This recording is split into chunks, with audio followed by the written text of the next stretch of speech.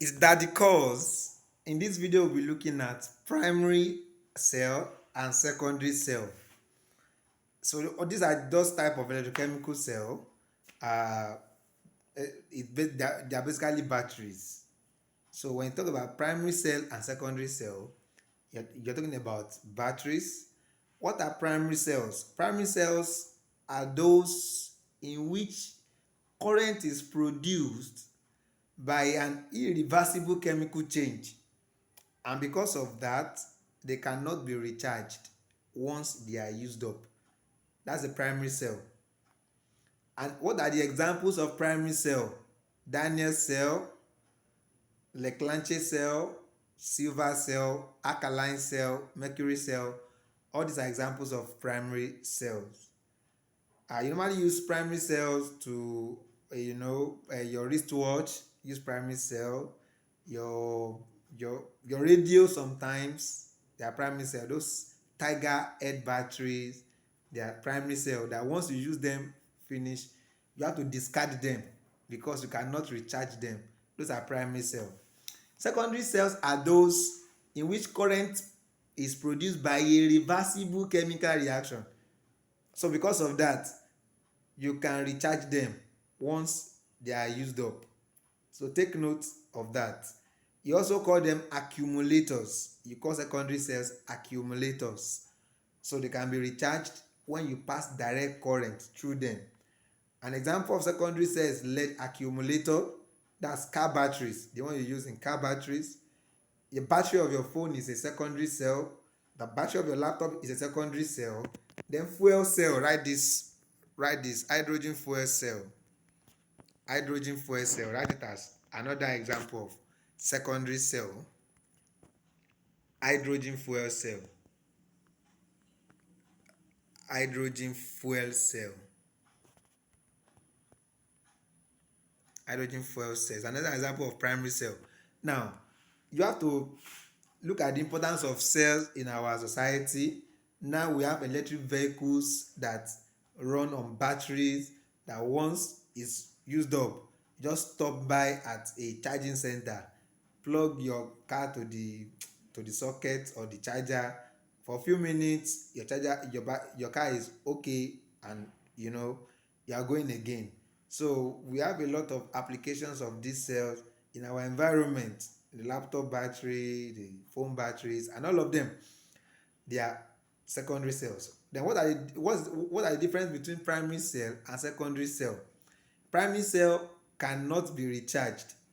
Secondary cell can be recharged. Of course, that one is very settled because the current is produced in primary cell by a reaction that is not reversible.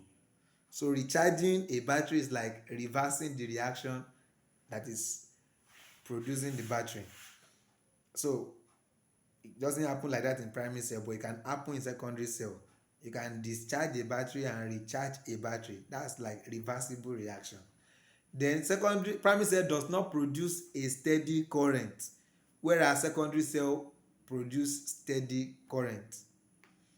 So let's look at Daniell cell. Draw this diagram in your notes. It's an example, it's a diagram of Daniell cell. And let's see the working principle of Daniell cell. Daniell cell contains two electrodes. We have copper electrode and zinc electrode. So I normally call Daniell cell Daku zinc. That's my alliteration for Daniell cell, Daku zinc. That is Daniell cell contains copper electrode and zinc electrode. And in fact, I did it in such a way that the one that is the cathode come first. That is copper cathode, zinc anode in Daniell cell. So you have what we call the Daku zinc. So draw this diagram and we explain to you how current is being produced in a Daniell cell. Daniell cell is a primary cell that consists of a copper vessel filled with solution of copper 2 tetrasulfate 6 solution. So you can take note of that. So we have two electrolytes here.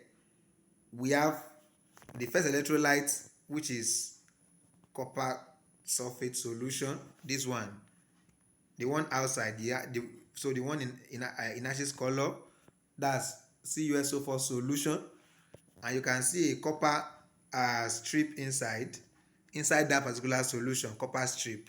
So in fact, the vessel itself is made of copper. So the vessel itself can act as the cathode, or you can put a copper strip inside to act as a cathode. Anyone that you connect wire to.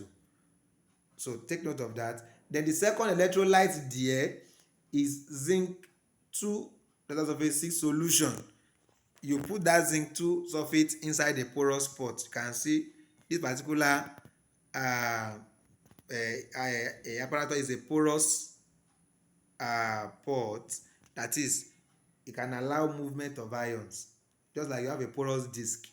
So you have a porous pot. Inside that porous pot, you put zinc 2 sulfate inside.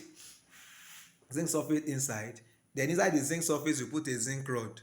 So that's the setup of a Daniell cell. Copper 2 sulfate that contains copper rod or copper strip, then zinc 2 sulfate that contains zinc rod.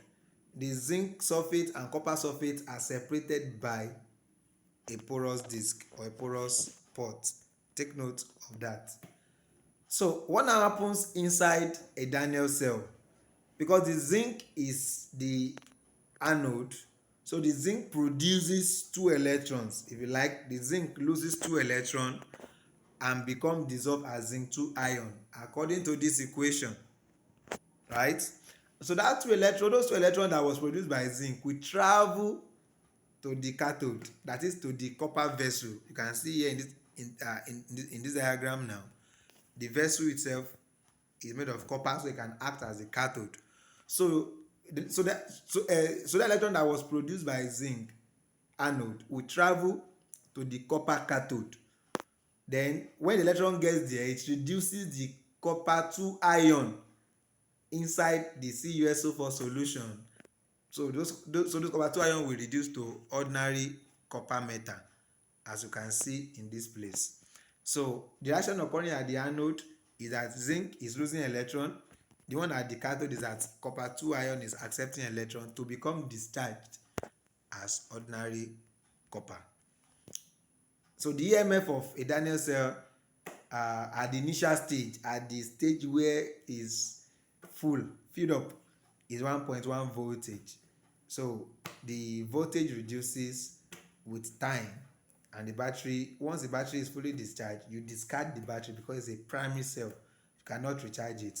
So can use this Daniell cell in digital and analog watches, and also in radio and all those other smaller materials.